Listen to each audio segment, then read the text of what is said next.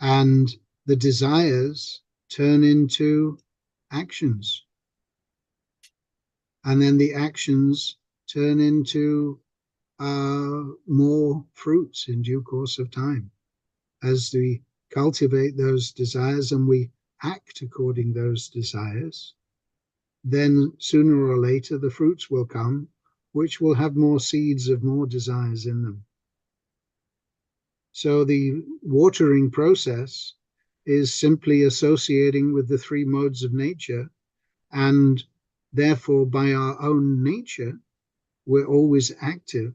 So we'll be trying to act on our desires and trying to fulfill them, and therefore we have to take the fruit. Okay. Because our nature is always active. As soon as the soul leaves the body is no longer active, because the active principle is the soul. Mm-hmm. And because of our nature being eternally active, we're always engaging in some activity or another. And if it's not dedicated to pleasing Krishna, then it's dedicated for our own or individual or extended satisfaction. And therefore there is karma for it, good or bad. It may be pious activity, like someone may be wanting to, worship the demigods. Is relatively pious. It's not devotional, but it's pious because it's accepting the higher authority ultimately as the representative of God. Or if someone's performing charitable work or chanting the Vedic mantras, studying the Vedas, these are all pious activities. Also planting trees, building roads, digging wells, these are all pious activities. And there are good results. And there are also many sinful activities, as Krishna describes about the divine and demoniac natures in chapter 16 in Bhagavad Gita, where he describes that the demons are engaged in unbeneficial, horrible works meant to destroy the world. So we can see that there are different types of activity. People are attracted to different types of activity because they have different desires within their hearts. And as we associate with other aspects of this material world, karanam guna sangasya, as we associate with the different modes, the gunas, we develop more and different desires. We go in different directions according to the association that we keep. Like someone may be a young child, and then they come across someone who is an expert musician, and they think, oh, that will be nice. I'd like to develop my musical ability. And so they develop according to the association. Or someone associates with devotees, and they think, boy, I'd like to be like that. I'd like to be a devotee. And so they can develop. So association is always there. So choosing the right association is really helpful, because that helps us cultivate the desires for Krishna. And then as we engage in activities for Krishna, we gradually become free from the karma of our activities, and we become more and more engaged in Krishna karma, loving service for Krishna, which doesn't produce any material reaction, but does produce the awakening of our natural dormant love for Krishna. Have I answered your question? Yes, Prabhu. Thank you. Thank you, Prabhu.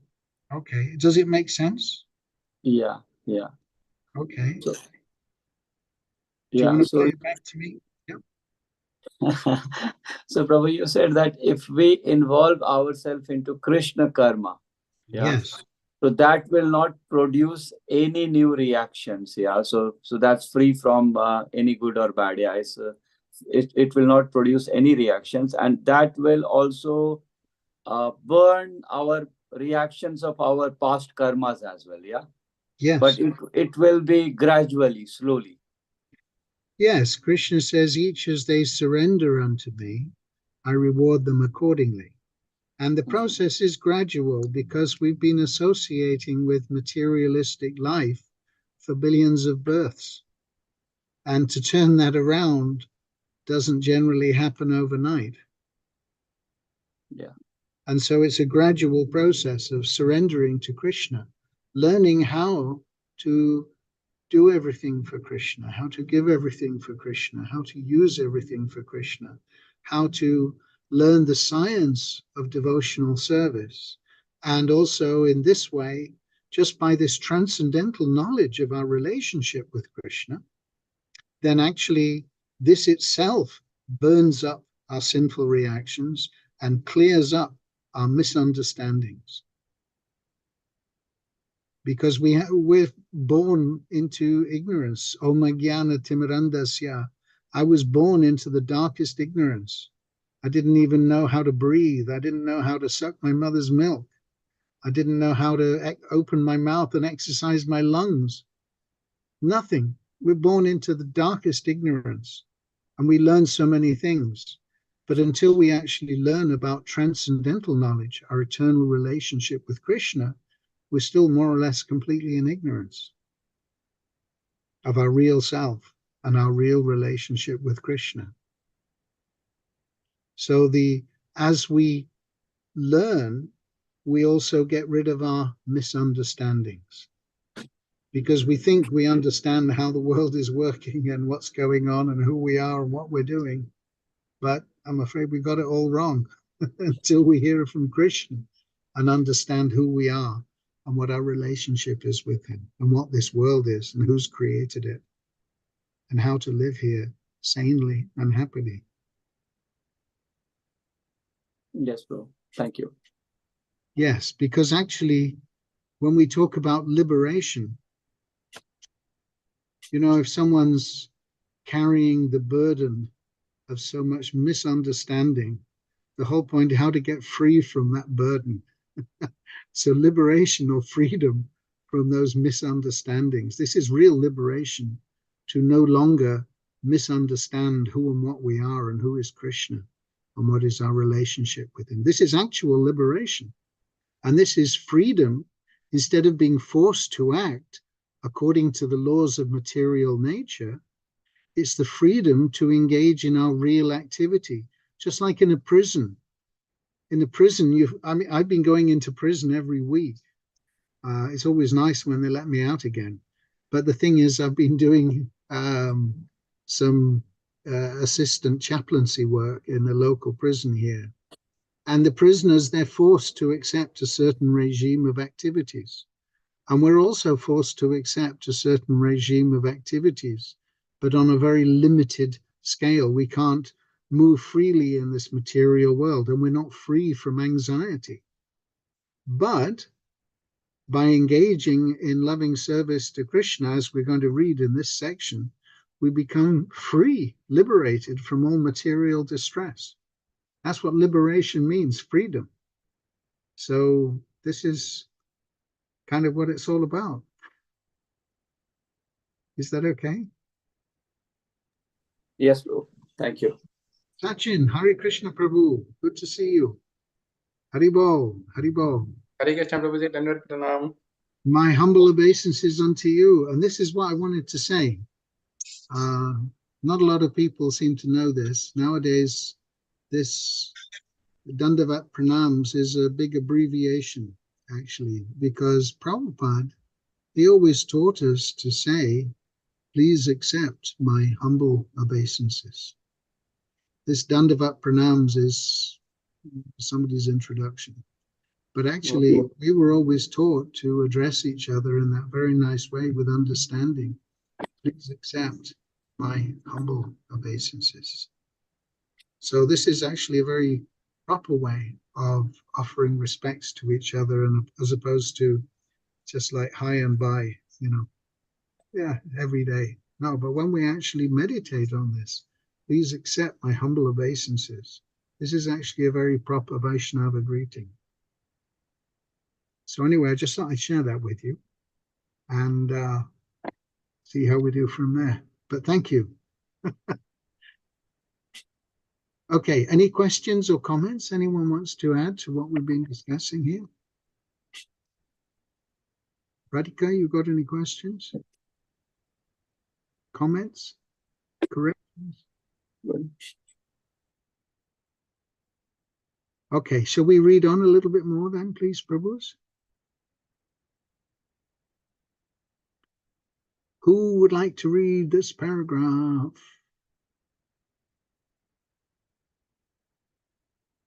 Radhika, I know you're itching to do this.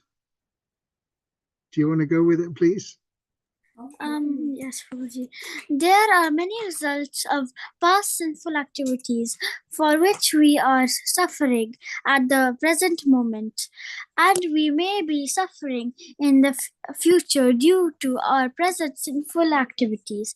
But all of these reactions to sinful deeds can immediately be stopped if we take to Krishna consciousness. As evidence for this, Rupa Goswami quotes from the Srimad Bhagavatam, 11th canto, 14th chapter, 18th verse. Very specific. This verse is in connection with Lord Krishna's instruction to Uddhava, where he says, "My dear Uddhava, devotional service unto me is just like a blazing fire which can burn into ashes. Unlimited fuel slipped to it, Supplied. supplied to it. The purport is that as the blazing fire can burn any amount of fuel to ashes, so devotional service to the Lord in Krishna consciousness can burn up all the fuel of the sinful activities. For example, in the Gita Arjuna, through that fighting was a sinful activity, but Krishna engaged him on the battlefield under his order, and so so the fighting became devotional service. Therefore, Arjuna was not subjected to any sinful reaction. Okay, very good. Thank you. So this is kind of what I was just explaining. And here, Krishna is personally saying that, my dear Uddhava, devotional service unto me is just like a blazing fire which can burn into ashes, unlimited fuel supplied to it. So as we try to engage in devotional service, our sinful reactions get burned up because there's no limit, and we've accumulated sinful reactions since billions of births. But devotional service is so powerful that they can all be burned up by that loving service to Krishna. How about that? Is it a good idea? What do you think? Yes, bro. Great idea, bro. Prabhuji, whenever we are talking billions of births, we are always talking about accumulated sinful activities. Yeah. Why we don't say that we would have accumulated punya as well? No, because they're all accumulated. Because there are three types of activity. This is explained in Bhagavad Gita. There is karma, there is akarma, and there's also vikarma. Yeah. So karma is activity which is regulated by the revealed scriptures, but which still produces a reaction. So that means you perform your activities according to the three modes of nature, according to your actual duties, and you still get the reaction of those activities. But vikarma is activity which is against the injunctions of the revealed scriptures, and that we also get the reaction for. But akarma is activity done for the satisfaction of Krishna, and that not only produces no material reaction, either good or bad, pious or impious, because even if you perform pious activities, you still have to keep taking the result. You still have to keep taking birth again and again and again. So as Krishna points out, Abrahma bhuvanal loka punaravartinojana mamupetya takonteya puna janmana vidyate. That from the highest planet, one can be elevated to by performance of pious activities, even to Brahma's planet. Krishna says all of them are places of misery where repeated birth and death take place. But one who attains to my abode never takes birth again. So if we perform pious activities, we may be elevated to go to the heavenly planets. And if we perform impious activities, we may have to be degraded to the lower planets. But either way, we're forced to take repeated birth and death. And even after the results of the pious activities are exhausted, we again have to come back down here to the Earth planet. So therefore, the recommendation is to perform akarma, activity for the satisfaction of Krishna, because that devotional service gradually wakens up our Krishna consciousness, and we become more and more connected to Krishna. That love for Krishna, which is dormant within the heart, naturally becomes gradually awakened. Because Krishna consciousness is there in the heart of every living being, but simply we've forgotten our relationship with Krishna. So this is, if you like, the gradual process of waking up to who we are and our loving relationship with Krishna. So, yeah, pious activities, impious activities, they all come under the category of karma. Even activities, pious activities, which are performed according to the regulations of Shastra, still produce a karmic reaction. But when these same activities, just like Arjuna, he was fighting on the battlefield. But Krishna said, no, do this for me. And in so doing, you won't incur any sinful reaction. So the idea is, whatever duties we have to do that Krishna says, Tat Kurushva Madarpanam. Do this as an offering unto me. Yat karoshi yadashnasi yajjohosi dadasiya yat tapasyasi kongtaya tat kurushva madarpanam. He said, Krishna is saying, all that you do, all that you eat, all that you offer and give away in charity, as well as any sacrifices and austerities you perform, do them as an offering unto me. So that's the whole secret. How about that? Not that we have to give up our activities. Arjuna was told, no, don't give up your fighting, but do it always for me. So Arjuna said, yes, karishye vachanam tava. Now I'm ready to act according to your direction. And so Arjuna was perfectly engaged, even killing millions of people on the battlefield. How many? About 640 million people killed on that battlefield. Gaza and Israel is nothing compared to that. But there, people are fighting on their own account. But on the battlefield of Kurukshetra, Arjuna was fighting on Krishna's account. And so he was free from all karma. Is this making some sense? Yes, Prabhu.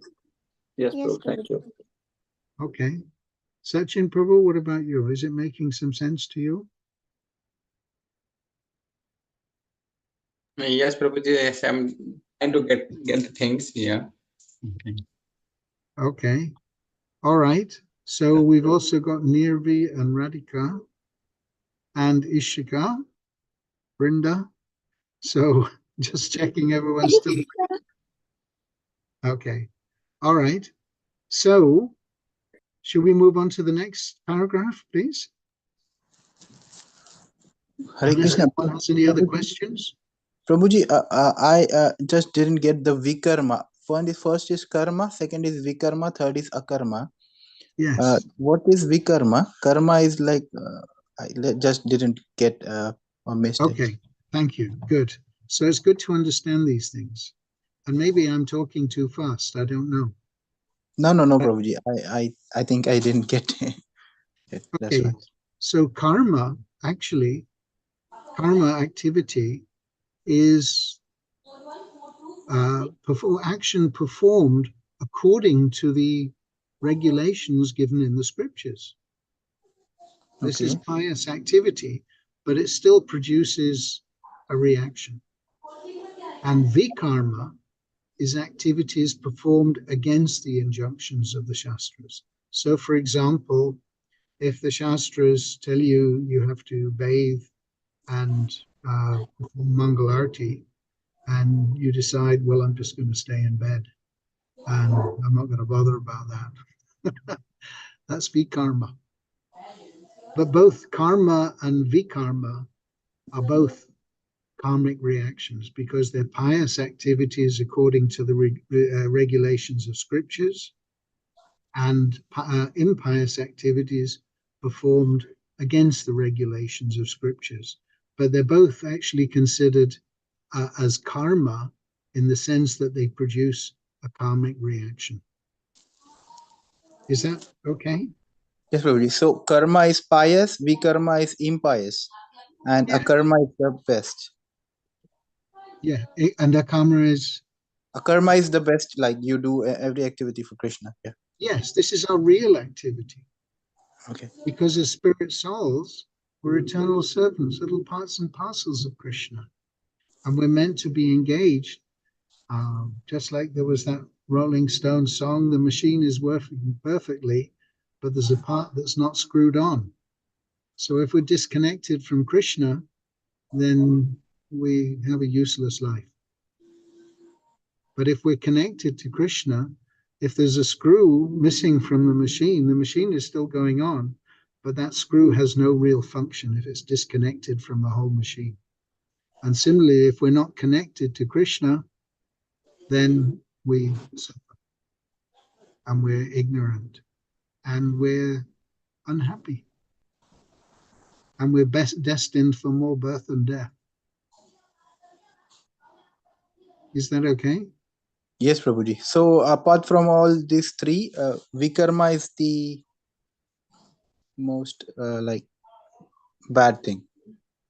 Yes. But Krishna's advice is give up karma and give up vikarma. He says, Sarva dharman, all your dharmas, abandon them and just surrender to me. And I will give you all protection from all your karmic reactions. I'll wipe the whole slate clean. Hare Krishna. So therefore, performing pious activities is okay, but actually, if we engage under the order of the spiritual master, Krishna's representative, then we're not generating karma. We're not causing another birth and another body and another death and old age and disease. So generally, people misunderstand the problems of life. We tend to think that the problems of life is, how can I mate nicely and have a nice family? How can I eat nicely and maintain the body? How can I sleep nicely in a nice bed? And how can I defend myself from all the rogues and thieves and all the other problems of life? This is called eating and sleeping and mating and defending. But actually, if we want to solve these problems of all the miseries from those, then actually we need to finish taking a material body and go back home, back to Krishna, and enjoy life in our eternal spiritual body. Because all these problems are caused by one thing: having a material body. So the trick is to act in such a way that we don't get another material body. Therefore, Krishna is saying, one who quits the body thinking of me, he at once attains to my abode, and he never takes birth again. Because of our bodies, we're getting old, we're getting diseased, and we're dying, and we're experiencing the traumas of being born and growing up and having to do so many things, work for ridiculous bosses, chase money, and try to find the best house we can afford, and hoping that our families will be nice to us and we can engage nicely with them, all these things, and that we won't have too painful an old age and diseases that come with old age and die. It's all going to happen. But all this is due to the fact that we have a temporary material body. So therefore, the Shastra explains from the beginning. Where does Krishna explain in the very beginning of Bhagavad Gita? He says, my dear Arjuna, you're not that body. You're an eternal spirit soul. So this is the beginning of spiritual understanding. And when we inquire why we're suffering, and we start realizing that the suffering is due to misidentification with this temporary body. So when we start to recognize that my real identification is as an eternal spirit soul, so what do spirit souls do? We know what an IT man does, and we know what a teacher does, and we know what children do, and we know what accountants do. But what does a spirit soul do? He serves Krishna. That's what the spirit souls are meant for, because we're parts of Krishna and we're eternally related to Krishna. So learning how to transfer our attachments to Krishna and learning how to transfer the object of pleasure that trying to please Krishna, this is actually developing our eternal relationship with Krishna, reviving our eternal relationship with Krishna, which we've forgotten. Is that okay? So it's not about doing all the punya. It's about doing all the activities to please Krishna. Therefore, Krishna's advice, and this is what we're learning here, is manmana bhava mad bhakta madhyaji mam namaskaru mam avaishyasi satyam te pratijane priyosi me. Would like to explain that verse. Please go ahead. Always think of me, become my devotee, worship me, and offer your homage unto me. You will come to me without fail. I promise this because you are very dear to me. Yes, Krishna says, you are my very dear friend. Yes. So Krishna is so kind and friendly, in spite of us forgetting all about him. He's provided this whole playground of the material world. And he's providing the food that grows up out of the ground and the water that's falling down out of the sky, the air for us to breathe, all the necessities of life. Because he's accompanying us, even though we've turned our back on him, Krishna never forgets us. He never turns his back on us. He's accompanying us as the super soul through every moment of every life in every species, just waiting for the opportunity when we're going to turn around and turn to him. And as soon as we desire, even a little bit, well, let me try and do something for Krishna. Although it's hard. Still, Krishna is very encouraging. And as we try and lean a little bit towards Krishna, Krishna drags us closer. Come on, come on, come on. So this is the idea. Krishna is giving us more and more opportunity to gradually increase our affection and love and service to him. Okay. Is it all right? Shall we read a little more? Who'd like to read this one? This next paragraph here.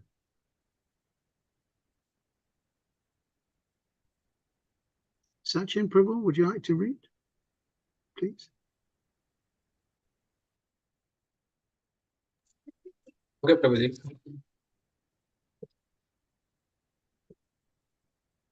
Today, Rup Goswami quotes other verse from the third canto of Srimad Bhagavatam 33 chapter 6, verse into Devahuti addressed her son Deva and says, "My dear Lord, there are 9 different kind of devotional service, beginning from the hearing and the chanting. Anyone who hears about your pastime, who chant about your glories, who offers you obeisances, who thinks of you, and in this way execute any of the 9 kinds of devotional service. Even if he is born in a family of dog eaters, the lowest grade of the mankind becomes immediately qualified to perform sacrifice. Wow. As such, for anyone who is actually engaged in devotional service in the full Krishna consciousness, who how is it possible that he has not become purified? It is not possible. One who is engaged in the Krishna consciousness and the devotional service is without doubt become freed from all the contaminations of material sinful activities. Devotional service therefore has the power to actually nullify all kind of reaction to sinful deeds. A devotee is nevertheless always ordered not to commit any sinful activities. This is his specific qualifications as a devotee. Thus, the Srimad Bhagavatam stated that performing devotional service, a person who was born in a family of dog eaters may become eligible to take part in the performance of ritualistic ceremonies recommended in the Vedas. It is implicit in this statement that a person born into a family of dog eaters is generally not fit for performing yagya or sacrifice. The priestly cost in the charge of performing these ritualistic ceremonies recommended in the Vedas is called Brahmana orders. Unless one is Brahman, he cannot perform these ceremonies. Okay, very good. So here's a very interesting section, isn't it? So, in other words, no matter who one is, devotional service is possible for everyone. So why does one person take it up and another person not take it up?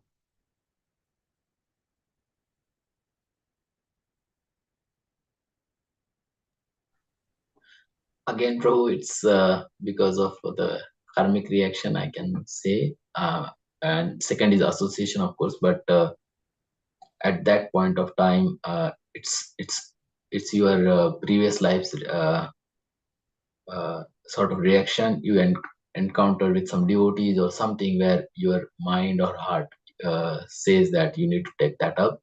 And others, they are still ignorant. They don't get that opportunity or that thinking that they need to take that up even when the opportunity comes. So partly it is association and partly it is of karmic reaction, like past sinful activities reactions, maybe. Okay, let's discuss that. Actually, taking up devotional service has nothing to do with one's karma. Because anyone, even a hunter, who is generally a very sinful creature, simply by the association of a devotee of the Lord, can become engaged in devotional service to Krishna. And there's the famous story of Magrari, the hunter. You maybe heard the story of Magrari? Okay, Magrari, he was a very aggressive hunter. Narada Muni came across him. Well, actually, he came across all the animals who he'd caught in traps and half killed. Actually, they were lying, flapping on the ground, because Magrari, he was trained by his father that this is actually the best way, this is the best enjoyment. You half kill them, you leave them suffering. So he's a very, very sinful hunter. So Narada Muni came across this situation in the forest, and he saw all these animals crying and suffering so much that he, by his mystic power, he released them, and they were all able to run away and get back their happy activities again. And Magrari, he saw this and he became very angry with Narada Muni. He said, "Oh, what have you done here? You've released all my animals." But then he saw that Narada Muni was such a great saintly person, and he appreciated him. He said, "My dear sir, you're such a nice saintly person. I want to offer you something. Can I give you some animal skin or another as an offering to you?" And Narada Muni told him, "Actually, my dear sir, I don't want any of these things, but I have a question for you." He said, "Why are you keeping all these animals suffering like this? At least if you're going to hunt them, just kill them outright so they're not left simply suffering in this world." And Magrari told him, "Well, actually, this is the way my father taught me. This is how we behave. This is normal." And so Narada Muni gave him a vision. He gave him a vision of what was going to happen to him in his next life as a result of all these sinful activities, which he didn't even realize were sinful. And Magrari saw all these animals coming back in his next life and clawing at him and piercing his body and scratching him and causing him so much distress. And he had this incredible vision. He thought, "Oh, goodness, this is terrible."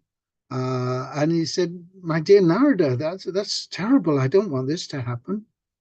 And so he asked Narada what he should do. So Narada told him that, "My dear sir, the first thing you must do is break your bow." So Magrari, he thought, well, if I break my bow, how will I actually be able to make a living and support my family with the animals? So Narada Muni said, "Trust me." He said, "I will personally take responsibility for making sure that you get sufficient food and that you will be nicely maintained." So Magrari, somehow or other, by Narada Muni's association, this hunter, he agreed to follow Narada Muni's instructions, and Narada Muni had him sit down with his wife and chant the holy names of Krishna, and in this way actually become engaged in devotional service and worship the Tulsi tree. So he did this. He had some little faith by the kind contact of Narada Muni. And Narada Muni, and when word came out around the place that this hunter, he'd actually stopped killing animals and he'd become a Vaishnava, people were shocked, and they were hearing that actually he was actually becoming a very sweet Vaishnava. They would bring offerings of food to him, and gradually they were bringing so much food that he didn't even know what to do with it all. So in this way, he became very, very surprised. And so one day, Parbat Muni, who is a very close friend of Narada Muni, and he often travels with him through the universe, Parbat Muni, Narada Muni said, "Okay, come Parbat, let's go together and meet this one gentleman. He used to be a hunter." And when the hunter Magrari saw that Narada Muni was coming to his little hermitage, then he was immediately running towards Narada Muni to offer his respectful obeisances. But on the way, he was jumping this way and that, and then Parbat Muni asked him, what's the problem? Why are you walking and moving in such a strange way? And he said, "Well, I'm trying to make sure I don't crush any of these ants who are on the ground." So Narada, Parbat Muni, he could understand, "Narada, it is only by your influence as a great devotee of the Lord that this person who was formerly taking pleasure in wounding and maiming and half killing these animals, that now he's changed his nature so much by your influence and your engaging him in devotional service, that now he's so reluctant even to kill an ant." So this is the nature of devotional service. It comes actually by the association of the Lord's devotee. Otherwise, there's no karmic means by which one gets devotional service. But I asked Prabhupada also this question one time. Because when I first came to Krishna consciousness, a friend of mine, we would do things together, and we came across these nice music, and we heard about Hare Krishna and the Hare Krishna temple, and we thought, okay, let's go there and let's join these people. This sounds like something really cool, something really good to do. So I was just 17 at the time, and so we came to the temple, and I made inquiries, and Mahavishnu Prabhu, as he was then, he was preaching to me, explaining so many things, and I joined the temple, but my friend didn't. And I wondered what happened to him. So one day on a morning walk with Srila Prabhupada, I asked Prabhupada, why is it that when two people come in contact with Krishna consciousness, one person takes it up and another person doesn't? And Prabhupada's reply was very interesting. He said, if someone is materially fatigued, he can take up Krishna consciousness. And then he said, so by the association of devotees, one becomes materially fatigued. So this is the process. If we get good association of devotees, we become gradually tired of materialistic life. And we can actually, at that point, really take up Krishna consciousness and practice according to the direction of a spiritual master in order to actually get the higher taste. So I thought that might be an interesting discussion just to share with you.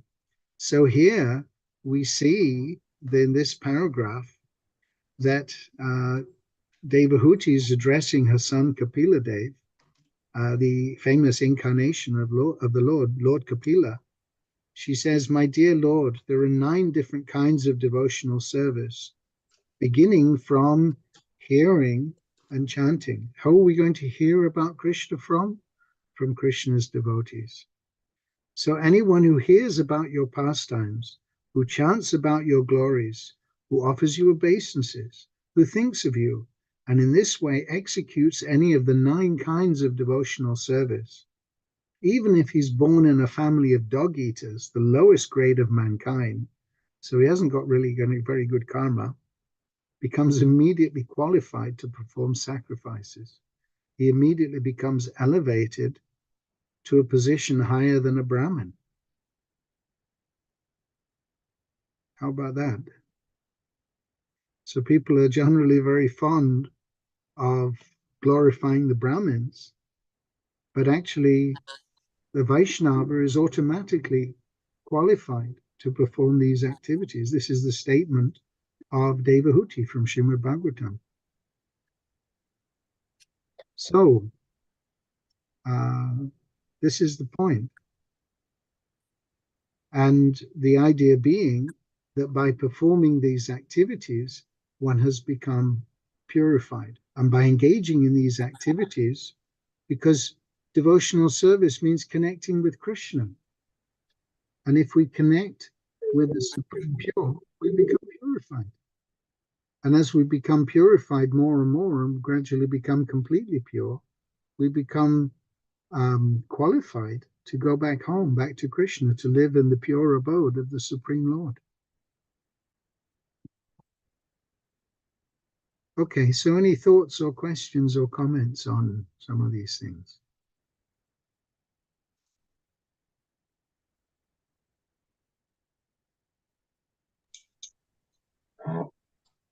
Yes, bro. I mean, this continuation and it's very powerful. Like it includes 9 services, and which includes any of those if we do. Like as here also it mentioned, whichever kind of person or soul we are, we still get we can get engaged in devotional service. And thank you for sharing the other one. That's very powerful. Like the story or the question you asked Prabhupada, as well as that's very interesting question as well, right? A lot of people ask, and it comes to us as well, why someone is doing and why someone is not able to do so. That's very helpful. Thank you so much. I have just one other question on previous sort of discussion. So it says that devotional service burns up the reactions of our karmic, our karmas, like good or bad, and it has to provide relief from the sufferings as well, right? Hmm. So as a from our point of view, we should not be asking for like, this is a sort of mentality maybe, like we should not be asking Krishna all these things, right? Like okay, I'm getting some reactions, we realize that because they are sinful reactions and they make us suffer. So we should not be, in our thoughts also, we should not be asking for help. We should not be saying, can you please burn these reactions, I'm suffering so badly. It happens automatically, right? Those whatever reactions are there, Krishna will take care of those. We should believe or trust Krishna only. But from our point of view, we should not be asking, or should we be asking for these things? What is the meaning of the Maha Mantra? Please engage me in your devotional service. That's what we should be asking.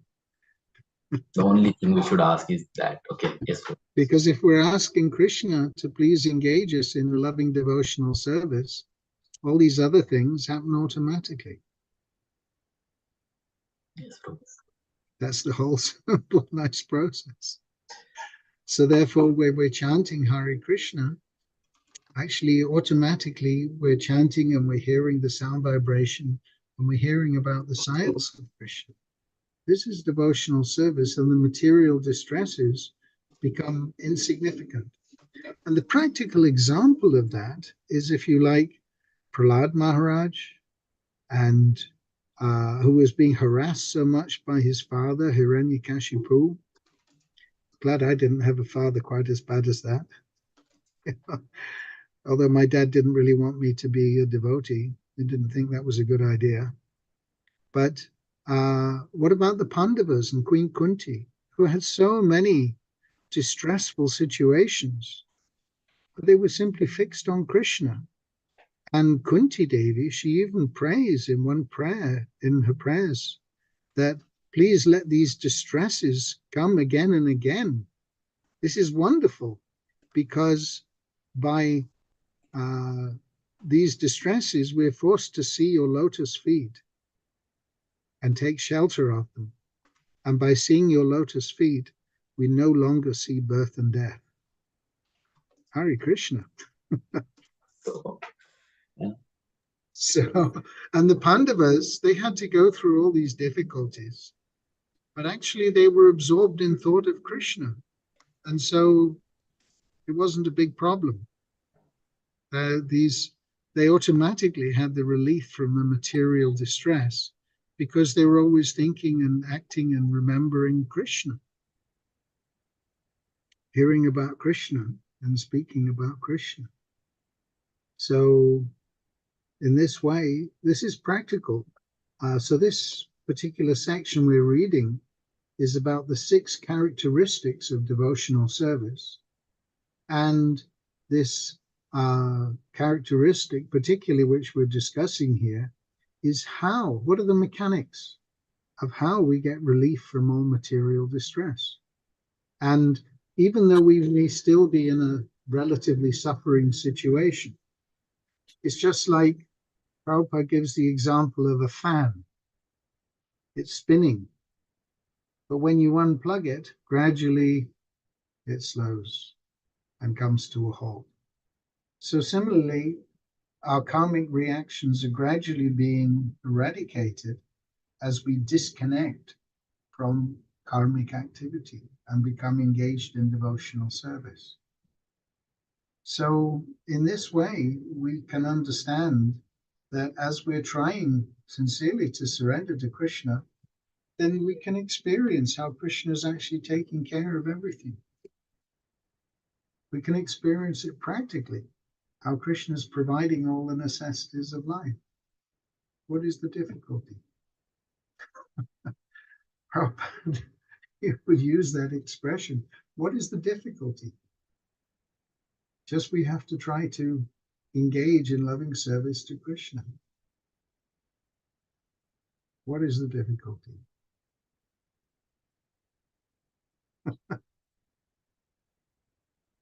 Okay. So, any other points? Prabhuji, Yes. what happened to your other friend? Does he He carried on in materialistic life. is he still there, or Probably he wasn't ready because he didn't really want to take that association of devotees. So for this reason, he was very unfortunate. But the devotee's job is to try to make people fortunate, to give them association with Krishna, to give them association with Krishna's holy name, to let them hear about Krishna. And by reading these books, they're actually associating with Srila Prabhupada. So by doing this, actually people's lives are changed. But if someone is very determined, just like the owls, you know, the owls, yes, Prabhuji? they are awake at night. And in the daytime, they don't like the sunlight, so they close their eyes. They can't appreciate the value of the sunlight. So we're trying to appeal even to these owl-like people in the human form, that you please just hear about Krishna. Just taste this little Krishna prasadam.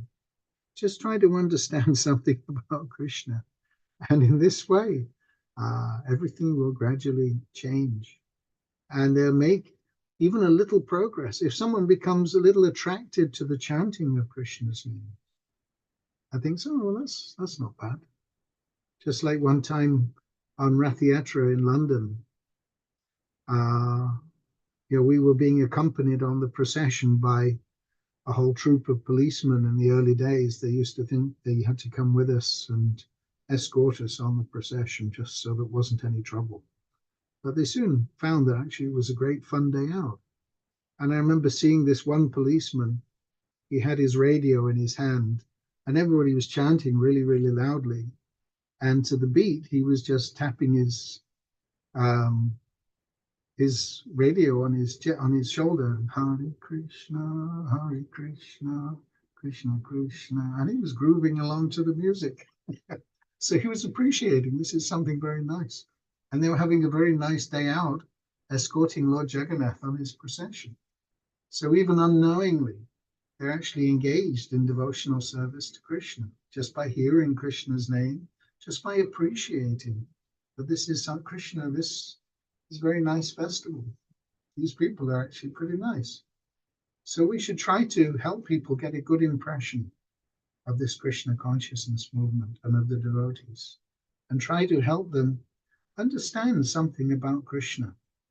And this will be a great blessing for them, and Krishna will appreciate that this person is trying to do something for me. He's trying to help these people come home back to me. So this is what this Krishna consciousness movement is actually all about. It's the Sankirtan movement, broadcasting the glories of Krishna. Is that okay?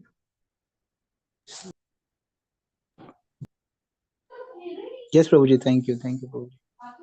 Hare Krishna. Hare Okay, Krishna. so any other thoughts or comments or questions or points anyone would like to bring up? Oh, there's apparently a jiva here. We've got a jiva soul. Prabhuji, she is Jivika. Yeah, basically, kids are going to practice the most merciful Lord Nityananda skit actually. So I had given them 8:15 time, so they are joining slowly. Okay, all right, fine. All right, so we've taken quite a bit of time. It's very good if we know that we're all jivas. Yes. Okay, all right. So should we call it a halt for tonight?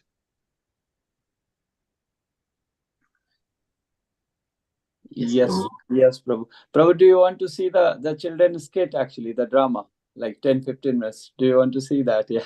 Sure, yeah, why not? Yeah, I'm happy